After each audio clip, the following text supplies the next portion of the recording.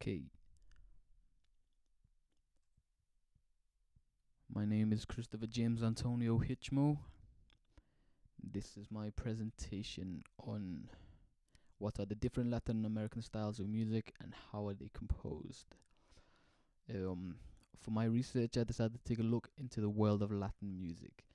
When I first started, I thought it'd be pretty much the same for the majority of countries within the continents, but I soon found it out to be very different, forgetting how big the continent is and how it is one of the most multi-cultural continents in the world. I chose Brazil for South America, Cuba for the Caribbean America, and Mexico for the North/Central America as my three main case studies, along with some basic research of the surrounding countries that have also had major influence on the world's outlook on music. The point of this presentation is to show the variance of different styles of music, including the slight variations in instrument that combined differently can create a completely different sound without losing the Latin flavor. I've also delved heavily into the history of how these sounds and countries came to produce these styles of music. However, in this shorter presentation, I'll be giving a brief histories to get the point of what are the key elements of these places and how they're composed instead. So I'll be looking at what are the styles of music,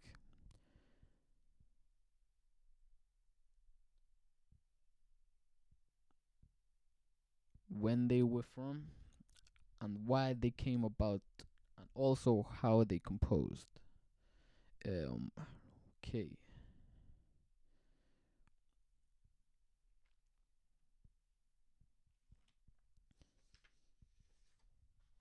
I'm going to begin with Caribbean America.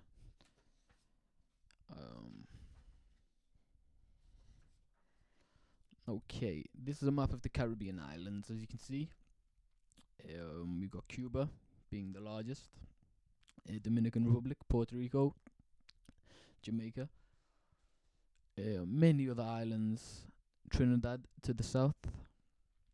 The islands lie in a chain from the Bahamas in the north, and obviously Trinidad and Tobago in the south. Central in the chain are the largest islands of Cuba, Haiti, Dominican Republic, Jamaica, and Puerto Rico. Most of the Caribbean population are descendants from the West African slaves and settlers from Europe, India, and China. The music of the Caribbean differs from island to island, but each has its own origins due to the amount of mixture in terms of African and European influences. It uses certain elements from both influences. For instance, it uses the African musical styles of syncopations, offbeat accents, and cross rhythms in the heavy use of percussion, the call and response of the singing styles. From its European heritage side, it takes the tonal side, with these things being key, which is together with melodies, along with the use of instruments like the guitars, trumpets, pianos, and such. There are many. The instruments that are used across Caribbean America are often very similar. The most popular being percussion and drum-styled instruments, along with various types of guitar and homemade instruments. There are also various types of drums, including congas, which is a pair of tall, narrow, single-headed drums played with the hands, and there are smaller versions known as the bongos. Basically the same instrument, one being larger, one being smaller, making different sounds.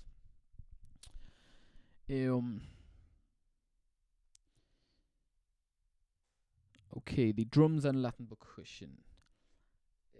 It includes clavs, which is two short pieces of wood, maracas, which are handheld shakers, the cabasa, which is loops of steel balls wrapped around the cylinder, which is handheld, which you may have seen before, the reco or guero, which are scrapers, and the tragogo, which is double-headed bells, all of which you will have probably seen before, but you know.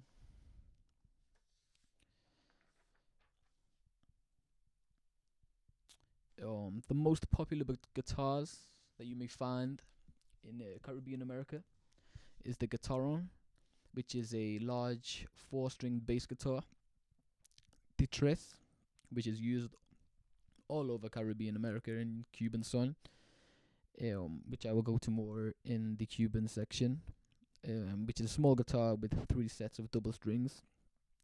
The cuatro, which is a small guitar with 4 strings. It's the national instrument of Puerto Rico, made like a guitar but made from one piece of wood hollowed out. A front thin of wood is added with a fingerboard, and the veneer for the tuning head. The body shape resembles a violin often. 10 metal strings, played with a plectrum, and usually the melody lines are in small groups when it's played. Um, the popular music styles, we have salsa, um, which is dance music with African and European influences that originated in Cuba. Uh, there's a lot of clav rhythms, provides rhythmic foundations, melodic and rhythmic syncopation, which means to alter the rhythm by accenting a weak beat. Several 1 or 2 bar patterns, each played by a different instrument.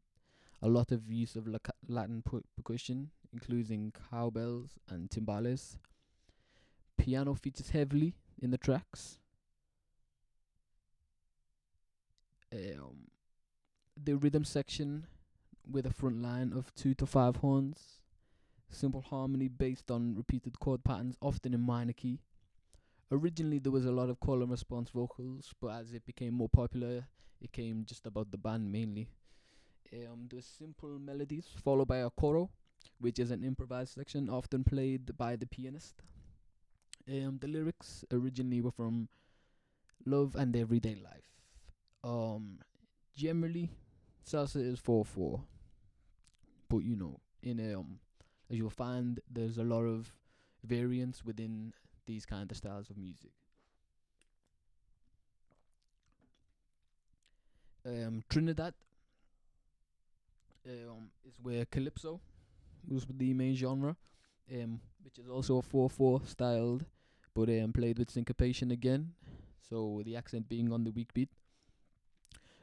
Acoustic and bass guitar, or band with trumpets, saxophones, electric guitars, drums, and percussion. Often used the 3-beat rhythms with 2 long beats followed by a short beat. Again, originated with call and response kind of styles, which is kind of keeps going in today's calypso. Simple harmonies, verse and chorus songs. Also, the steel band music was originated here in Trinidad and Tobago, which was originally made from oil drums before being developed into real instruments with different keys. Tambourines and maracas for up-tempo tracks. The lead instruments in this kind of style of music, known as tenors or ping-pongs. Soca is also from here, which is generally put with dancehall from Jamaica.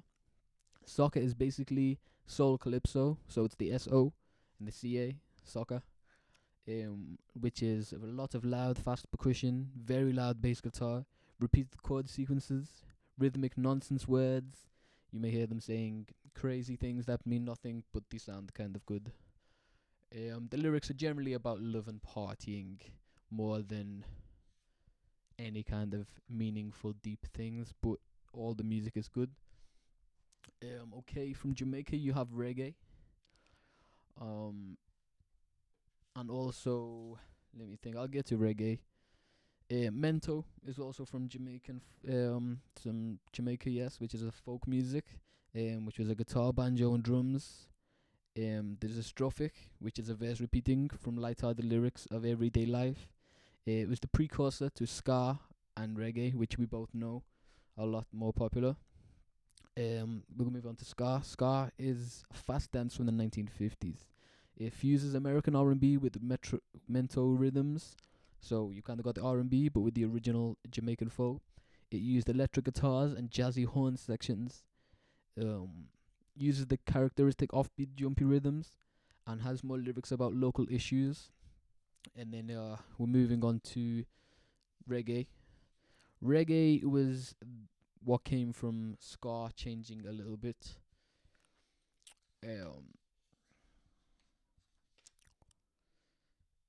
Yeah, that started in the 1960s. So ska was only around for about 10 years before the development of reggae came. Electric guitars and drums are play a high role. Amplified riffs, short repeated patterns, associated with the Rastafarian movement. Um, Generally, we got the 4/4 with the missing beat emphasis. Use of repeated offbeat quavers. Use of dub remixing where delays were added. A lot of political in lyrics, as you will know from Bob Marley and people like that. That's what we'll say for them. The Dominican is where merengue was started. Merengue is a dance, but also classed as the genre. It has huge African and Spanish influences. Um, Let me think. Um, the instruments that are used in merengue, you have the tambora, which is a double-headed drum, the güiro, the cuatro, accordion, trumpets and sax, a fast 2/4 beat, catchy melodies and rhythms, syncopated rhythms play the tambora, call and response, and mambo instrumental interlude styles, which is the Dominican. And finally we have reggaeton from the Puerto Rico. Puerto Rico's musical heritage goes much further back, but in recent years it is for bomba, plena. But reggaeton has been the most famous with people like Daddy Yankee, Wisin and Yandel, people like that, which is a combination of the Jamaican soca and the dancehall vibes, but with the Spanish and the American hip hop styles being imported also, due to it still being part of America in a way, which is where you get it's exclusive to Puerto Rico, although people from other countries try it also, but this is where it originated. Before we move on, the other Latin instruments may include the baduna, which is the largest plucked instrument from Puerto Rico, which is a much deeper sound to the general guitars. The mejorana, which is similar to the baduna but much smaller and from Panama. And you have the socavon and the boconia, similar to the mejorana but with 4 strings instead of 5. Okay, moving on. This is where you may find the Trinidad and Tobago music. This is calypso. Very tropical.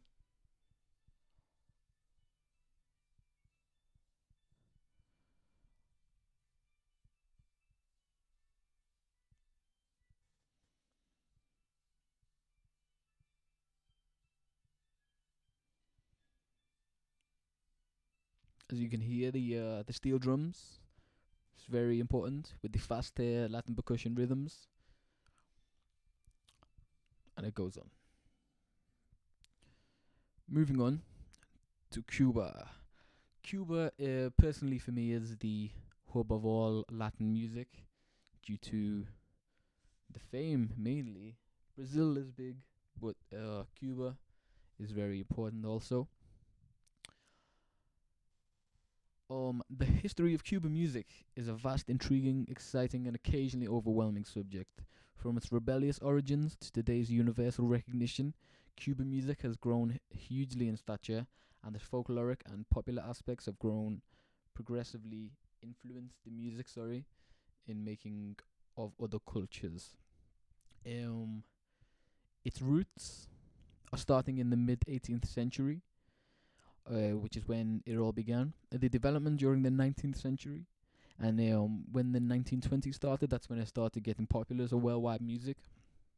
Okay, so Cuban music offers 2 completely different sides to its music.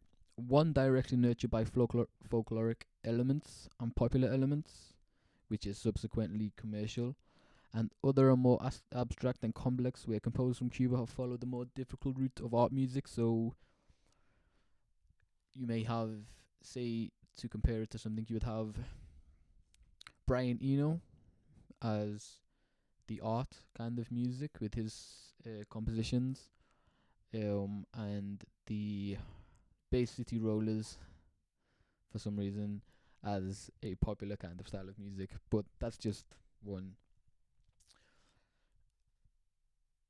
Okay, Cuban music, popular music, has vastly overshadowed Cuban art music. Most people think that every person in Cuba plays son, but not so much the case. Um, Esteban Salas or Juan Paris, around the late 1700s, were the first remembered Cuban composers. So they were the first people to lay something down. For the majority, um, it was originally like kind of sacred and vocal, but with simple examples of symphonic and chamber music. But it sounded very European and not very to its own. Um, Cuban music was born from the rich amalgamation of Spanish folk music formulas and African rhythms.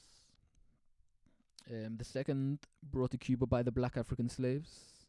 The phenomenal richments of the Spanish folklore that they brought as they came, the Spanish, mixed with the vigor of African music, create an explosive and exuberant musical tapestry. So you had the African rhythms with all the percussion, along with the guitars and the instrumentation of the Spanish.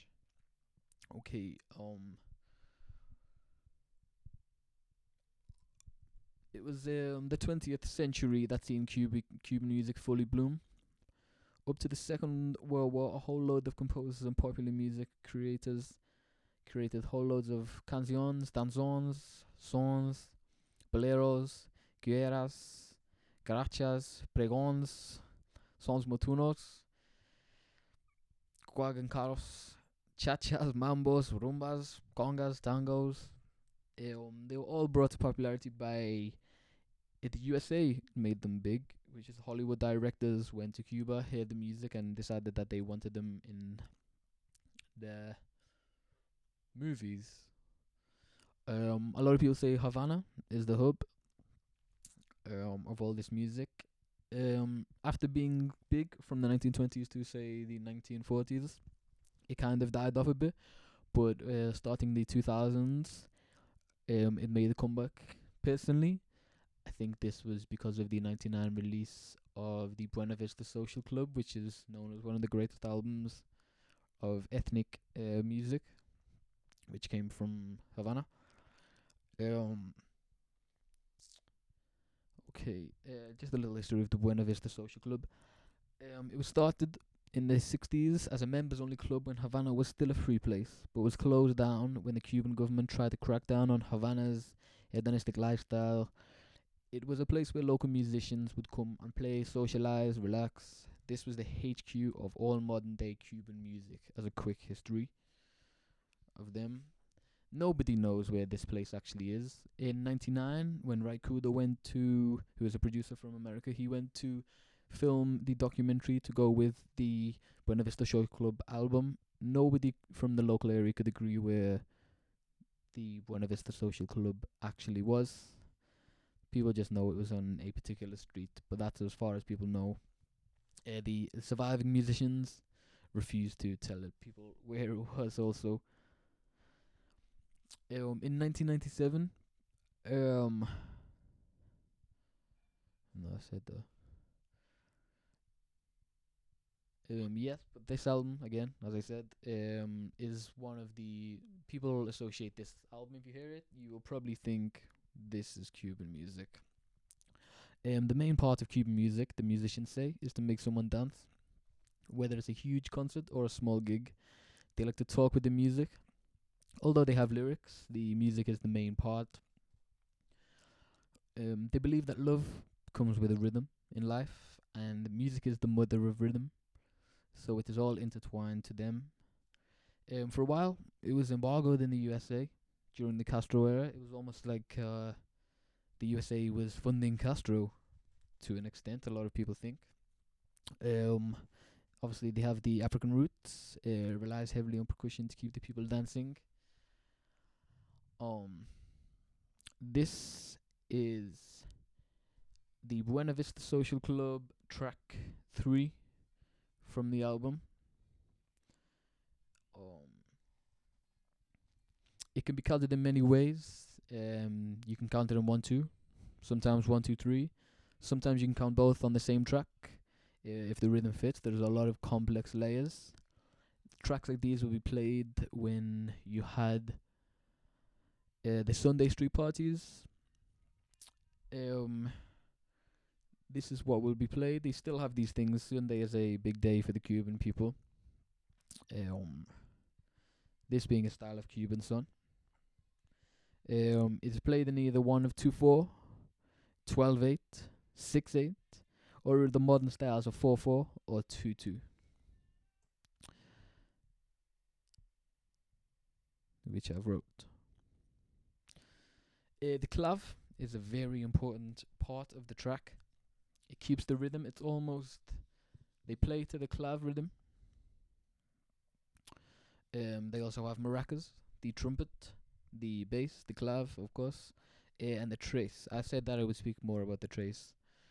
The trace was originally made like a standard Spanish guitar, but now the shape is more tapered to the top. Tres tend to never look the same. The kind of instrument that has a long sounded the same. Each manufacturer seems to have their own take on what it should look like. It only has 3 courses of metal strings, wide gaps between them, as the fingerboard is the same as a normal 6 string. Playing is usually with a plectrum, playing the chords arpeggio style with solos to fill in between the vocal lines. You will have the loud Cubano guitar. That's not loud as in loud, it's Laud, which is similar to the Spanish loud, except there's no wavy outline. The sides almost go to a point, and it's slightly smaller. It has 12 metal strings in 6 double courses, and it plays chords. The general Cuban son also had traditional flute and violins involved, but that necessarily is not always the case. You have vocal harmonies, upbeat swingy guitars. The style is very important with how they play. The musicians, they must play with virtuosity, which is no problem for the Cuban people as they love their music. And you also have the piano player who, when he's playing a complex loop, it's called the manchulo. So when everyone is moving to maybe a different style, the manchulo may keep the rhythm going maybe. You also have a timba, which is Cuba's contemporary son. So timba is like hip hop and salsa influences with son. So it's mixing rap rhythms inside the very aggressive polyrhythmic salsa with a heavy timba rumba edge and appearing with very provocative dances. You also have Juan Blanco, who invented electroacoustica. Now, not everyone knows about electroacoustica, but a quick one: 1942, the composer Juan Blanco invented the multi-organo.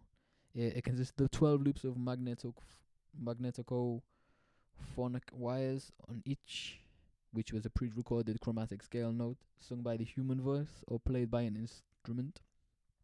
It was later developed into the mellotron, if you have heard of that. Created a music school for teaching this style of music to students. As musical technology advanced up until 2008, many events have been put over in the years celebrating this art form. We also have Musica Campesina, which is basically Cuban country music. It has guitars, bongos, and very powerful vocal harmonies, as in the country they didn't have as much as they do in Havana. This, just looking back, this is the timba beat. I think it's suffice to say, at present, Cuban music in all of its manifestation constitutes a powerful revelation of the uniqueness of Cuban culture. The music is possibly the music and cigars are probably the biggest things from Cuba.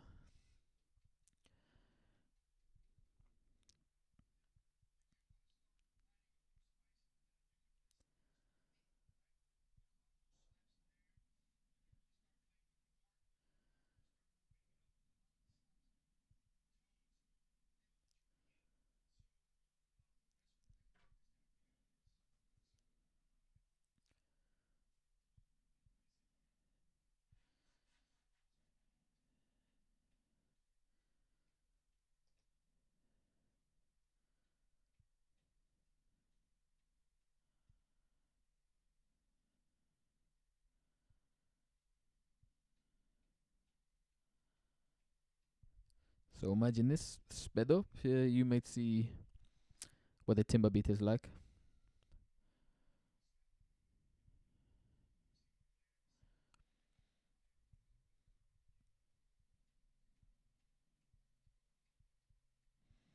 Moving on. That would be Cuba and the Caribbean America done. Okay, just getting the papers.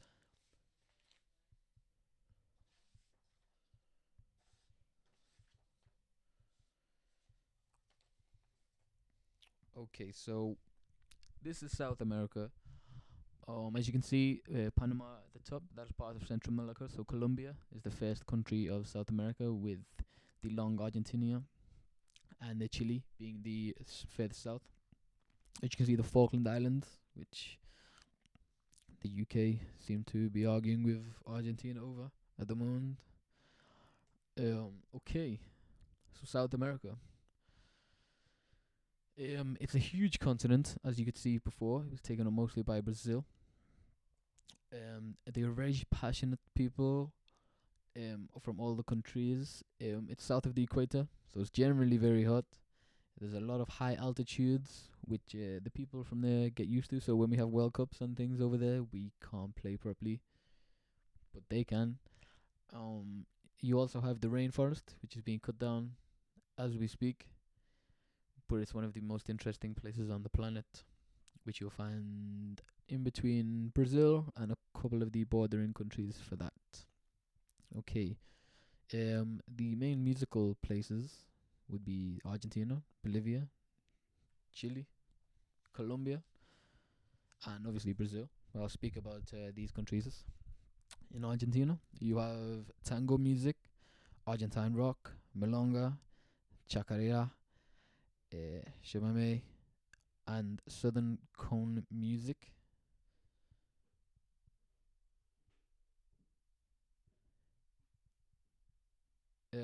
The tango is perhaps Argentina's best known musical genre, which is famous worldwide. Other styles include chacarera, of course. I said samba. Modern rhythms is the cuarteto, which is from the Cordoba province. Electro tango is also very new. The Argentinian rock, which is known locally as rock nacional, was most popular during the 1980s and remains Argentina's most popular music. Rock español was first popular in Argentina, then swept through the other Latin American countries and Spain. The movement was known as the Argentinian Wave. It's basically a combination of tango and rock, pretty much. To sum it up, that is pretty much what it is. In Bolivia, Bolivian music is perhaps the most strongly linked to its native population among the national styles of South America. After the nationalistic period of the 1950s, Quechan culture became more widely accepted, and their folk music evolved into a more pop-like sound. Um, Other forms of native music are also widely played. Cumbia is another popular genre, which is originally from Colombia, but most of Latin America seem to enjoy it and embrace it.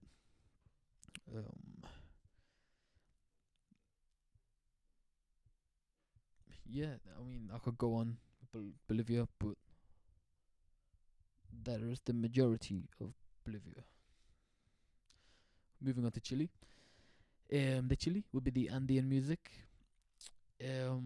Many musical genres are native to Chile.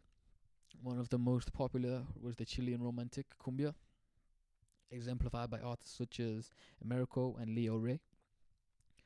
Um, the Nueva Canción originated in the 1960s and 1970s and spread in popularity until the 1973 Chilean coup d'etat, when most musicians were arrested, killed, or exiled. Crazy.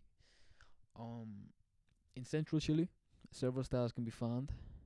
The cueca, which is the national dance. The tonada, rafalosa, sacariana, yes.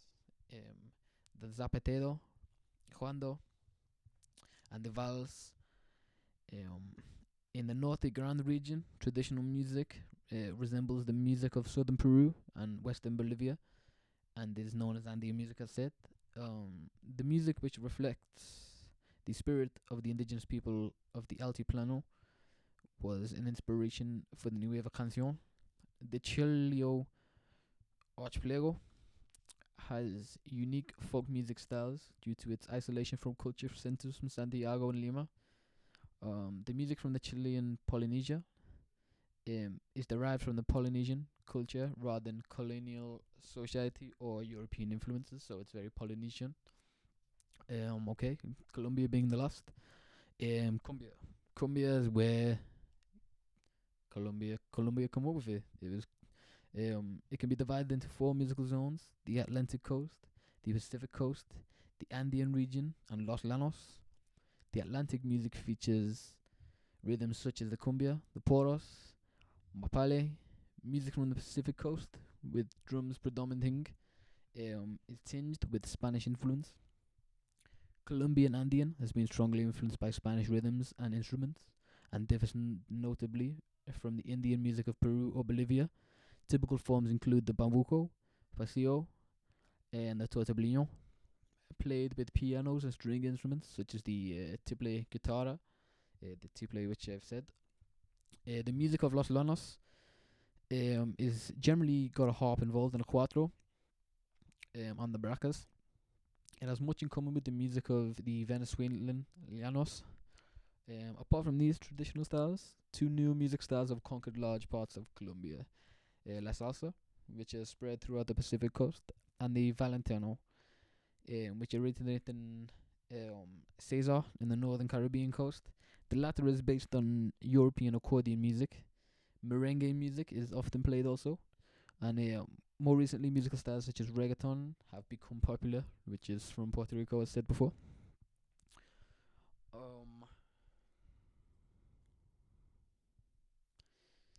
The instrumentation. The instrumentation is very similar to the Caribbean instruments, which is why they are known as Latin percussion. With Brazil being the only country that truly has its own way of playing, for instance, the huge carnival styles with hundreds of layers of steel drums and percussion. However, along with North America, they have a lot of plucked instruments created here, which give each country its own sound. Um, as you can see, the guitar, which is different to the bass guitar that I mentioned earlier. It's not a bass guitar. It's a 6 nylon stringed, and it's used in tango. The tiple, which has 12 metal strings, similar to the Colombian equivalent, but with more decoration and no bass strings. The charanguita, a new hybrid combining guitar and charango, which is apparently difficult to balance. The hatan charango, a recent Peruvian instrument made from one piece of wood carved out with different lengths of strings. For some reason, the bass is 38 centimeters long, while the rest are 37.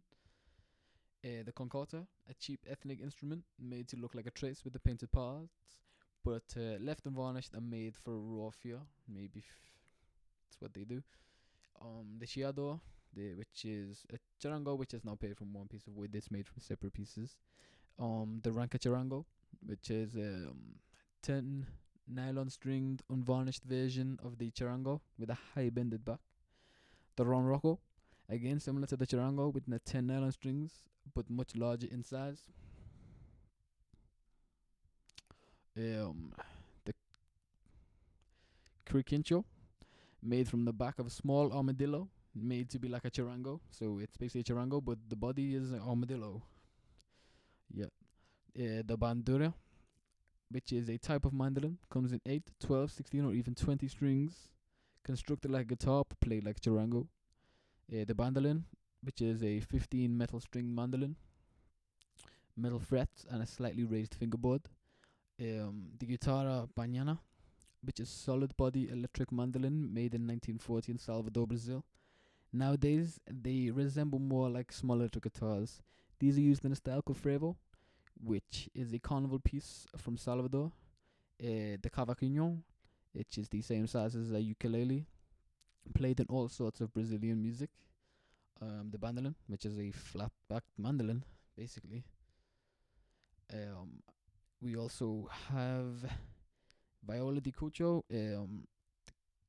capria, and the setejana from which is form of guitars from the southwest, the central, and northeast of Brazil, used in everything from the southwest, which would be the national instrument, Portuguese style Brazilian music, and country and western. Um, this is Brazil. Brazil is the biggest country, as I said, and it's potentially the craziest also, if that's possible. But we do have Mexico to go. So, moving on to Brazil. Anyway, it's where Carnival is. Yes, Brazil. Okay, I'm gonna start with northeastern Brazil in Pernambuco state, which still has a lot of sugarcane heritage. It's still very slave orientated, as they say there. Almost like one guy owns the land, people work on it and get paid low. It still has not changed in northeastern Brazil. These guys, they're cultura popular, which is the popular culture. On the weekends, playing music like maracatu, celebrating with their friends. This is how it's been for generations. Also, a note for Brazil, it's the only one not Spanish-speaking country out of these countries. It's Portuguese, due to the Portuguese taking over in Brazil a long time ago. But that's nothing to do with the music yet. That's just how it is. Afro music being developed by the slaves, and the tradition still continues. They are the people that make the music up there. It's almost big band sounding with fastback rhythms, classic Brazilian whistles, and rich a cappella breaks. Big drums, a lot of improvisation, a form of poetry first and music second. So they see it as poetry with a backbeat, basically. They have sambada, which is like a freestyle rap in hip hop, but with the poets. So they have almost a poetry off, if you will. That's there. You also have Frevo. Frevo is a traditional Brazilian music that doesn't get recognition on the radio due to the amount of money that the more commercial styles do get. Ballet do Juca is a northeast classic by a guy called Siba. I couldn't track down a copy of this, but that just kind of shows you what it's like up there. A lot more spontaneous in the northeast, as it's known to be the region with the craziest carnival. That's what they say. I couldn't really say, but it's almost like crossover genres from the medieval Portuguese, so is the Portuguese, and the traditional Brazil, so it goes back a long time. Cavalo Marinho is a style of music similar to Frevo, but with a fiddle, also known as Rebeca. It is done in 2/4 style, with the fiddle playing a solo over the top in virtuoso style.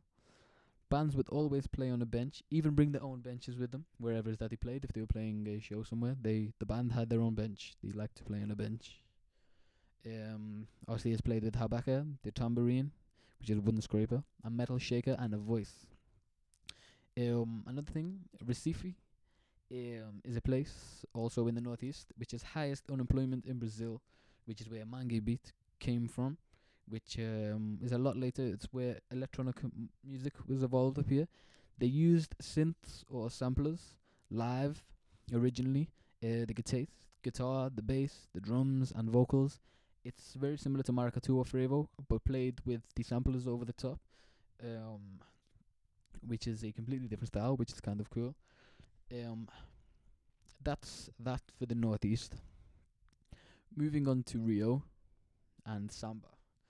Samba is the most popular music in Brazil, and it was born on Ipanema Beach in Rio.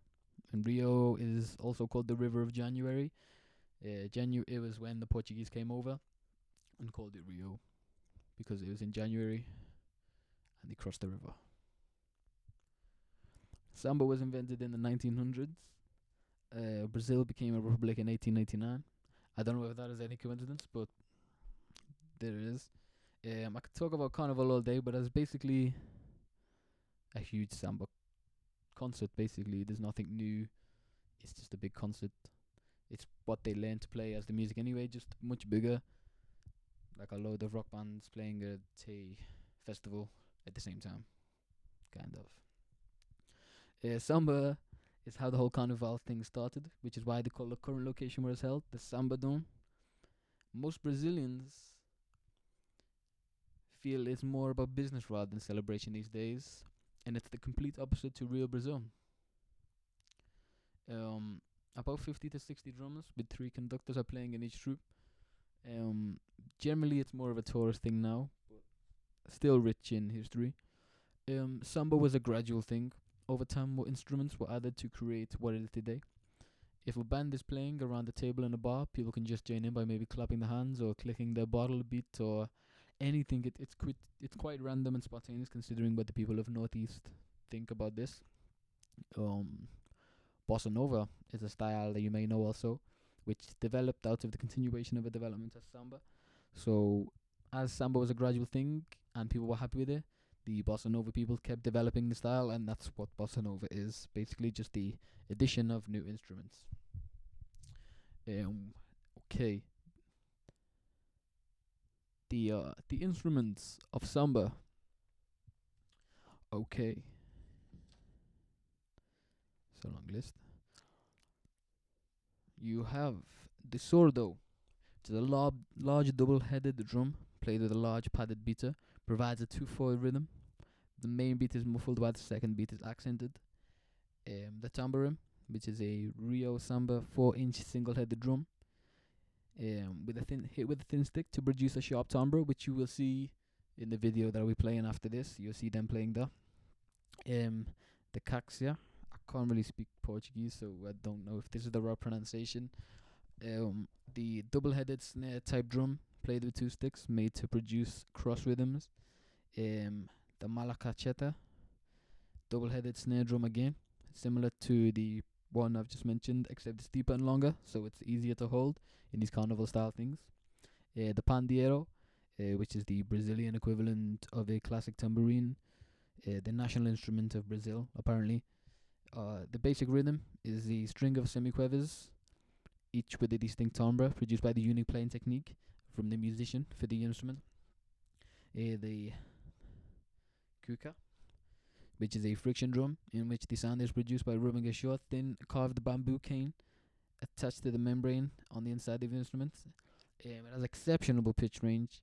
The pitch can be changed by moving your thumb against the skin near the node where the can is tied. The agogos, which is a double or triple cone shaped bell played with a metal or wooden stick.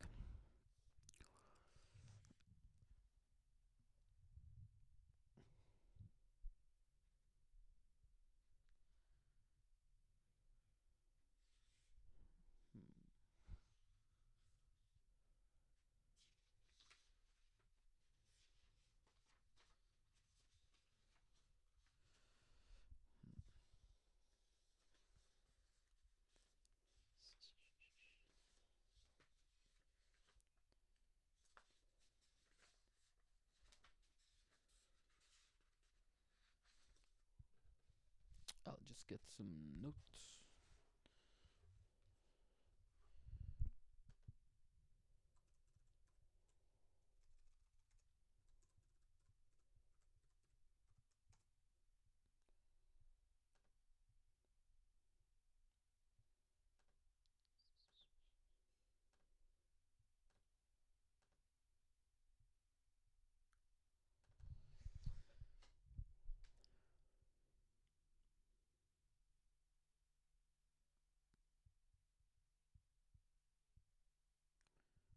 Okay.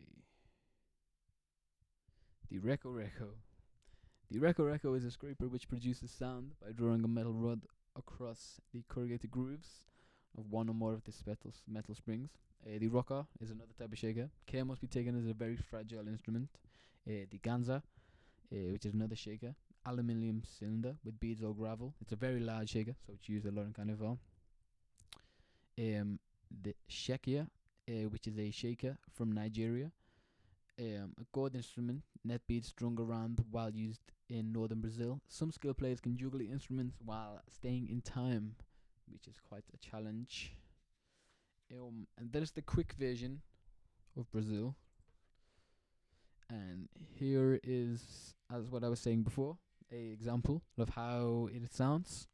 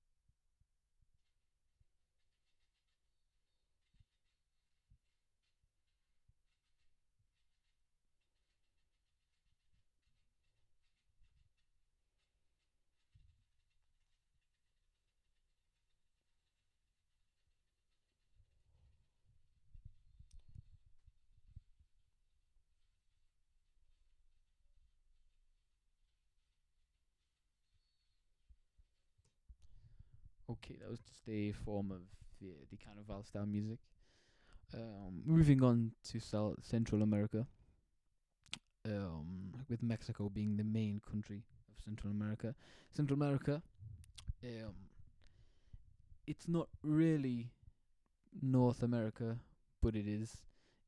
They're not really North American in the ways. North America generally is known as Canada and the USA, and South America starting in Mexico. But how it is Central America being Mexico and the countries below, which is Guatemala, Belize, El Salvador, Honduras, Nicaragua, Costa Rica, and Panama. Most of Central America is not overly musically based, as they're only small countries, and generally it takes genres from the larger countries and develops their own sound out of it. Although they do not originally come up with the concept of these genres, they are generally the countries that create a lot of the instruments and come up with new ways of composing the music. For instance, they have the largest selection of string instruments within their styles of cumbia, son, salsa, etc. Just a quick once over of the type of instruments that are used. You'll find the tiple, which is a steel-stringed ukulele-styled instrument influenced by South American folk guitars. Which is 4 courses of 3 metal strings, constructed like a small guitar. The vihuela, which is a 3/4 size guitar. The back of the guitar is made in a rather high, almost triangular vault. Around the edges of front and back are thick strips of rounded purfling. The fingerboard is flush with the front nylon strings. The guitarron, a huge vihuela, that has 6 thick nylon strings. In Chile, they have the same name for the instrument, except for the 25 strings minimum, like I mentioned before, the guitarron. The guitarra de golpe, which is the traditional mariachi guitar, which is slightly smaller than a normal guitar, bigger than a vihuela though. Constructed like a normal guitar, the peg head is always made like a double curve, almost like an owl's face. Yeah, and that's 5 nylon strings. The guitarra doble, which is a 12-string guitar with all the strings double, not used too much no more. The bajo secto, which is a 12-string bass guitar from Mexican country music. The tuning is similar to a normal guitar, but 1 octave deeper, so the lower strings are almost bass-like. So it's played with the combination of the bass notes and the strumming to give the rhythm basis for the music. The romantico, small Spanish-looking guitar, tuned 5 pitches higher than a normal guitar, used mainly for solos. The guara huestica, which is the size of a ukulele, but with 5 nylon strings, but it's quite deep, and the bridge usually has some kind of cow horns extension on it. The huapanguera, which is from the southeast Mexico, played alongside the violin and guara huestica in the genre of son huestico. The normal size guitar, large body and short neck, quite deep, so it's a very strange shape. The jarana jorocha, which is played alongside the harp in the genre of son, in the genre of son jarocho. It plays the bass lines. It's carved from one piece of wood, thin piece of wood glued to the top. It's quite slender and less deep, although it has 8 nylon strings. And last, we just as another plucked instrument, we have the guitarra conchera. Uses the shell of the armadillo, as said before, with a different instrument. There are variations on this, but they generally have from 4 to 6 double strings, depending on which one the player has. There's different versions of this, which is the mandolina, the vihuela, and the guitarra versions of this style of guitar. Um,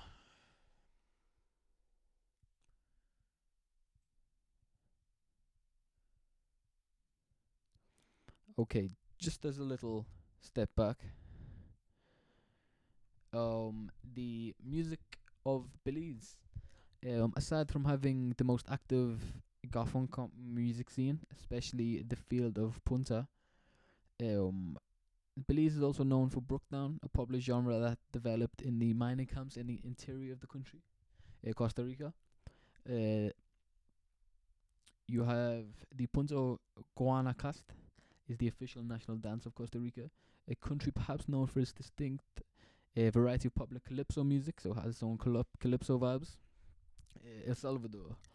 El Salvador has participated in many Latin musical trends such as cumbia, a genre more closely associated with Colombia, but which has a unique sound in El Salvador. The zouk was decreed the national dance in the 1950s, though it was not found throughout the country at the same time. Guatemala. Guatemala, like its neighbors, is known for the national instrument, the marimba.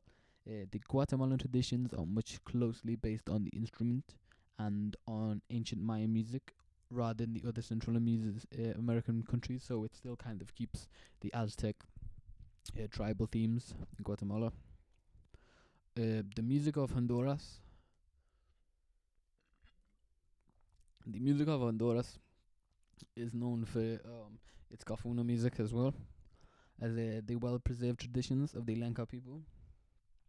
Nicaragua music is generally marimba based. It also includes California music. The most well-known dance and music of Nicaragua is the Palo de Mayo. Palo de Mayo is the name given to the dance as well as the music genre that originated in the festival of the same name that is celebrated on the same every day of May in Nicaragua. Panama. The mejorana, an instrument similar to the guitar, is a popular instrument here. The country is also known for the tamborito, folk dance, and the many international styles of Panamanian salsa and Panamanian cumbia.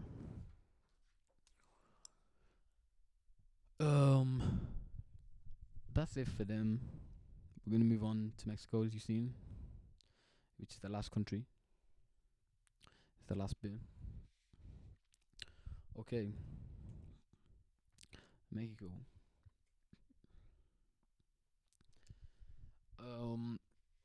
Mexico is the most creative country out of the Central Americas. Is a combination of the Aztecs, the Spanish and the African slaves. Um, Mexican son being very similar to Cuban son, but with more Aztec influence. So imagine Cuban son using that Spanish and African vibes, but with a tribal and Aztec backing. That's how it all began for the Mexican music. It counts a lot on audience participation, foot stamping. I've been to see the mariachi bands before in Mexico, and they like to get everyone involved, clapping, stamping the feet in rhythm. They sometimes even change to see what depending on the rhythm of the people. Okay, you have son horsistico, where a virtuoso violinist is accompanied by guitar players. The two guitarists singing falsetto vocals between the flights of the violin. Although it is generally freestyle, as the public expect it to have more of an on-the-spot feel. They know their things, so you know. In the West, you have Sons de Arpa Grande, which is based around the big harp, one or two violins and two guitars. Not as common as it used to be, but still is possible to get hold of. Often there is audience participation again, to the extent where a person of the public bangs on the harp box as a counter rhythm while the harpist holds the melody, delivering a vocal line that can sound like a shout from the soul, many people say. Um, you have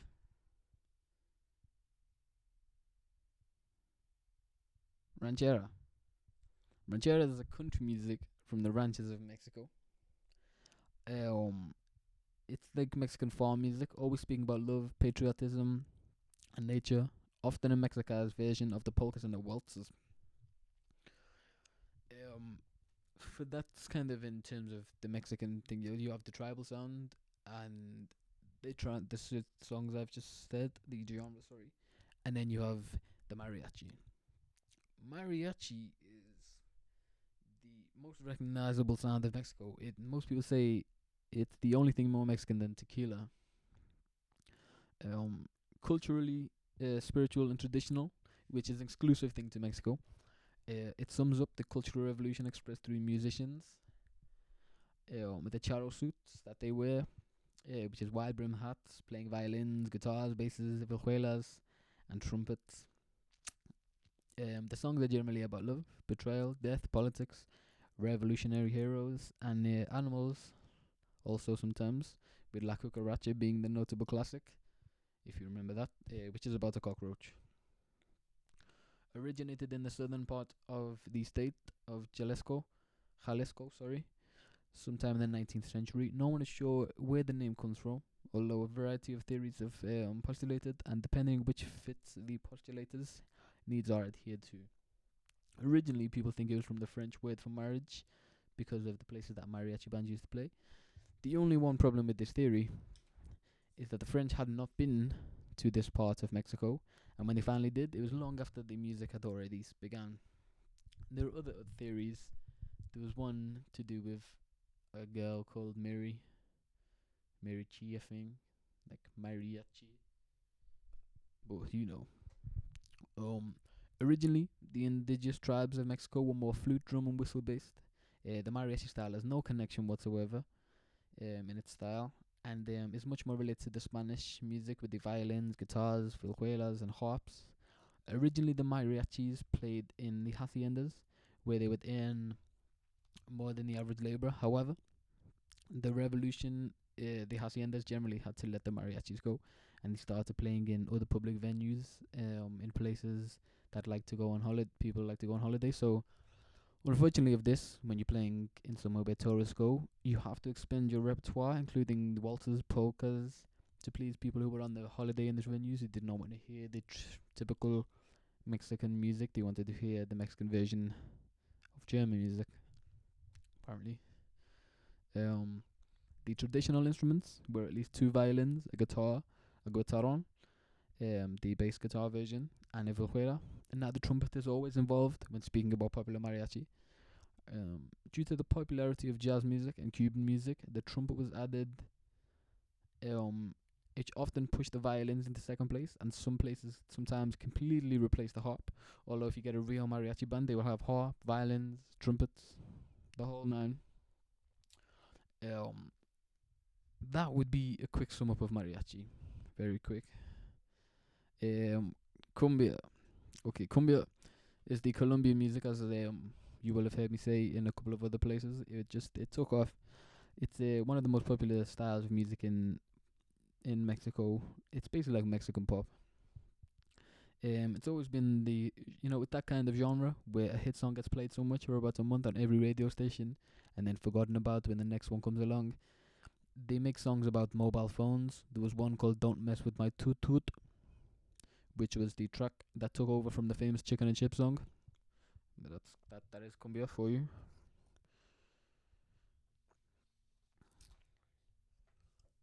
Um.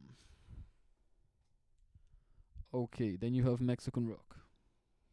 Okay, so Mexican rock originally Mexico was closed to rock until about the late 80s, which it started with rock covers of Cuban son music, which made it easier to relate to the Latin people of Mexico. It was a fusion of rock and salsa created by young musicians. Um, it was similar to the Argentine rock, very close. Um, the Argentinians did it first. They didn't really catch on. in Mexico. They did not see the rock thing, but when they put a little bit more salsa in, a little bit more Mexico, it kind of took off. It's still not one of the biggest genres, but nonetheless, it's still big. And that's Mexico. Here is a classic mariachi band, if it plays.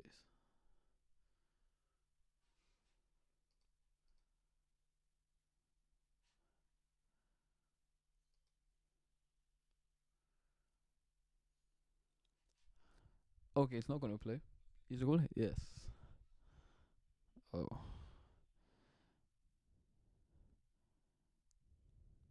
Peak time for internet in this neighborhood, apparently.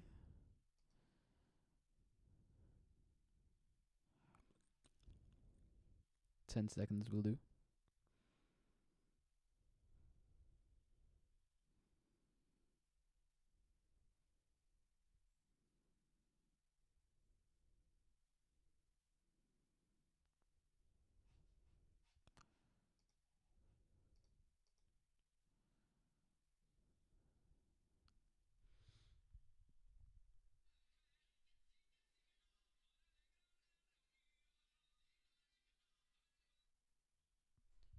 Okay, that's not going to work.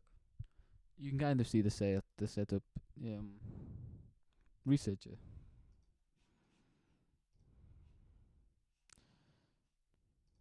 Sorry, there was a conclusion. Oh, now it's working.